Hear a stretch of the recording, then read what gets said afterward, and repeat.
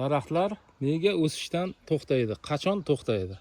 Daraxtlar, yosh daraxtlar bo'lsa o'sishdan to'xtashi agar ularga oziqa yetishmaydi yoki boshqa sabab, men oldingi videolarda savol yozishgan ekan, katta daraxtim bor, hosili yaxshi, lekin o'smayapti deb.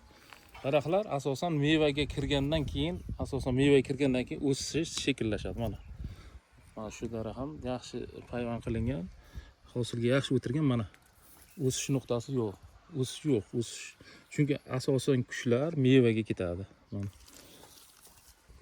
mevaga ketadi, o'sish to'xtaydi.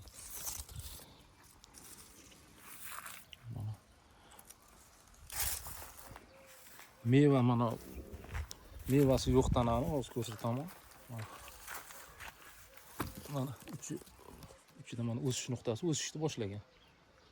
Asosan daraxtlarning o'sishi, kuchli avj bilan o'sishi mart, aprel, may oylarida bo'ladi. O'sha payt azot bersangiz, me'yorda daraxtlar yaxshi o'sadi. Organik o'tlar bersangiz yaxshi o'sadi. Bu daraxtni o'sha payvand qilingan bir bo'lagi, bu ham hosilga o'tirgan to'liq. Shuning uchun o'sish yo'q. To'liq hosil bilan shug'ullanadi endi bular. Shu daraxtni asosiy yosh katta daraxtlarning o'sishdan to'xtashining sababi ular hosilga o'tirganligi. Yosh daraxtlar bo'yicha yana qanday savollaringiz bo'lsa, kommentariylarda yozib qoldiring. Qo'ldan kelgancha ustozlardan o'rganganlarimizni aytib, ko'rsatib boramiz. Xayr, sog' bo'ling, salomat bo'ling.